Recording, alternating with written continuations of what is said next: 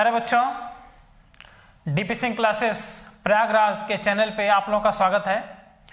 इस चैनल में NEET exam 2020 का फिजिक्स का क्वेश्चन एक तरफ से 1 से लेकर 45 नंबर क्वेश्चन तक पूरा कंप्लीट सॉल्व कराया जा रहा है, जिसमें हम ऑलरेडी 41 क्वेश्चन तक सॉल्व करा चुके थे। आज हम क्वेश्चन कराने वाले हैं question number 42 of NEET exam 2020।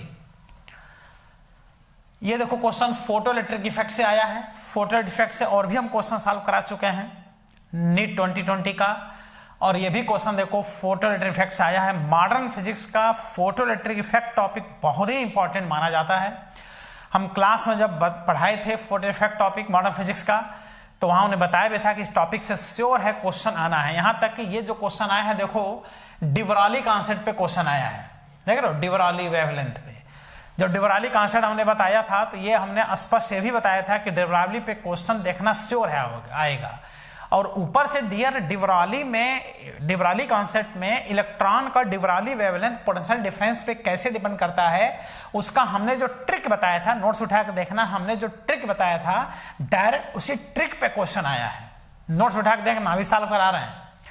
और अगर उस ट्रिक से नहीं करते क्वेश्चन तो किसी भी कीमत पे सॉल्व नहीं हो पाता। कई स्टूडेंट इस क्वेश्चन को सॉल्व नहीं कर पाए होंगे, लेकिन जो भी इलेक्ट्रॉन के डिवरॉली वेवलेंथ का डियर ट्रिक जानता है, इस क्वेश्चन को बिना कैलकुलेशन के बहुत आसानी से सॉल्व कर सकता था। ऐसे ही क्वेश्चन जो एग्जाम स्टूडेंट सॉल्व करता है, बाकी तो सब क्वेश्चन कर लेंगे, लेकिन इस टाइप के क्वेश्चन मैक्सिमम स्टूडेंट क्वेश्चन इस टाइप का छोड़ता है। जब कैलकुलेशन देखेगा तो फिर उसका हिम्मत नहीं पड़ेगा कि इसको सॉल्व करें। इसीलिए हमने ट्रिक बताया था कि ट्रिक बताने से ये फायदा होगा कि बिना कैलकुलेटर के तो ऐसे क्वेश्चन बेटा आप लोग सॉल्व कर सकते हो।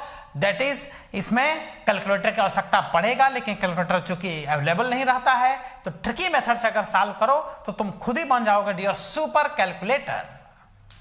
आओ देखो, इलेक्ट्रॉन का देखो नाम लिया है, accelerated from rest through a potential difference v volt. If de Broglie wavelength of its electron is 1.227 into 10⁻² nanometre, the potential difference is, देख रहे हो। तो इलेक्ट्रॉन का de Broglie wavelength डियर जो दिया हुआ है, ये दिया है 1.227 into 10⁻² नैनोमीटर।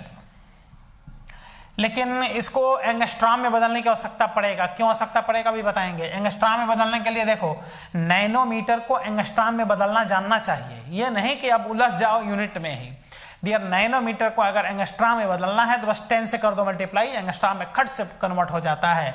10 से मल्टीप्लाई कर दो तो आ गया 1.227 इंटू 10 से मल्टीप्लाई करोगे तो 10⁻² इंटू 10, ये कन्वर्ट हो गया एंगस्ट्रॉम में, तो आ गया 1.227 इंटू 10 पावर देखो -1, मल्टीप्लाई हुआ -1 एंगस्ट्रॉम, या -2 रहने दो और इस 10 को इसके साथ एडजस्ट कर दो तो ये हो जाएगा 12.2, और 12.2 को नियर अबाउट लिखा जा सकता है 12.3, देखो 12.27, ये 5 से ज्यादा है, इतने इंटू 10⁻² एंगस्ट्रॉम।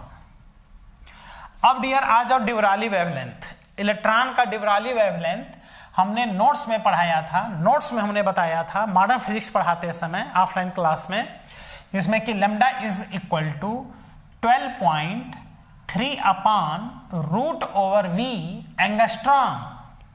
देखो कितना सिंपल सा formula, tricky formula, particular electron के लिए है, ध्यान देना, प्रोटॉन ड्यूटॉन के लिए नहीं। फार्मूला सबके लिए सेम है, लेकिन ये जो ट्रिक होता है पर्टिकुलर इलेक्ट्रॉन के लिए होता है। एनसीईआरटी तक में इलेक्ट्रॉन पे क्वेश्चन दिया है, इसलिए देखो ये क्वेश्चन पूछा है, एक तरह से एनसीईआरटी का क्वेश्चन है, लेकिन नोट्स में कंप्लीट बताया गया है मॉडर्न फिजिक्स पढ़ाते समय।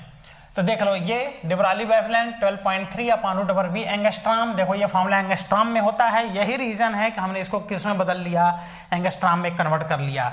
अब देखो ये हो गया 12.3, देखो ट्रिकी मेथड से आसान लग रहा है कि नहीं लग रहा है। 12.3 into 10⁻² is equal to 12.3/√/v, ये भी एंगस्ट्रॉम, ये भी एंगस्ट्रॉम।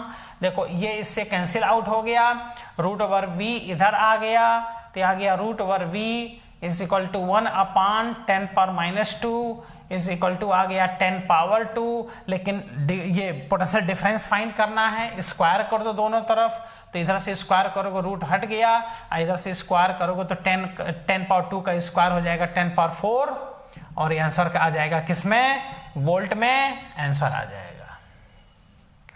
ठीक है डियर, देख लो 10⁻⁴ वोल्ट स्पष्ट ये दिखाई दे रहा है। अगर ट्रिकी मेथड से नहीं सॉल्व करते तो फार्मूला अप्लाई करके भी डियर उलझ जाते, डि ब्रागली वेवलेंथ का फार्मूला अप्लाई करने के बाद से उलझ जाते, प्लैंक कांस्टेंट में लाइट वेलोसिटी सब रखते, अंत में क्वेश्चन सॉल्व नहीं हो पाता। तो नोट्स उठा करके जो भी अपने क्लासेस में पढ़ते थे वो जरा देखना कि किस तरह से हमने ये फार्मूला बताया था, और उस पर डायरेक्ट क्वेश्चन आ गया है एग्जाम में। क्वेश्चन पढ़ते ही आर्डर लग जाना चाहिए कि अरे ये तो डि ब्रागली वेवलेंथ का जो सर ने ट्रिक्स बताया था उस पर क्वेश्चन है, और जो स्टूडेंट इसको सॉल्व किए हैं उनके अच्छे मार्क्स भी आ रहे हैं, रिजल्ट भी निकलने वाला है। जाहिर से बच्चे सिलेक्ट होंगे जो ये सब क्वेश्चन सॉल्व किए हैं। तो खूब मेहनत से बेटा आप लोग पढ़ाई करते रहो।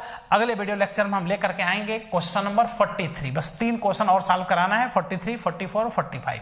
3 क्वेश्चन और सॉल्व करा देंगे तो नीट एग्जाम 2020 के सारे क्वेश्चंस आपके कंप्लीट हो जाएंगे, और एक एनालिसिस भी हो गया कंप्लीट कि किस वैरायटी के किस तरह से क्वेश्चन आए हैं। सबसे ज्यादा तो क्वेश्चन इलेक्ट्रिसिटी से आया है।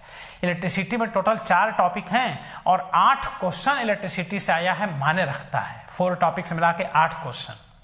इलेक्ट्रिसिटी, मैग्नेटिज्म, मॉडर्न फिजिक्स, ये सब सिंपल टॉपिक्स होते हैं, इन सबों को पूरा कंप्लीट तैयार करना चाहिए।